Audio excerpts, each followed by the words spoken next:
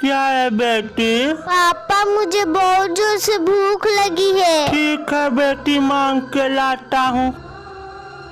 भैया लीजिए, खाना खा लीजिए। भैया कुछ खाने को दीजिए ना, मेरी बबिया बड़ी भूखी है। चल भाग यहाँ से, गंदा संदा लगा कर घर में घुस गया, तुम्हें खाना दे दूं? भैया थोड़ा सा दे दीजिए। यहाँ से भागता है कि नहीं? आऊँ आऊँ करके यहाँ खाना मांग रहा है। तुम्हारा बाप कमा के रखा है, चल भाग यहाँ से। अरे पकड़, भिखारी को खाना लेकर भाग गया।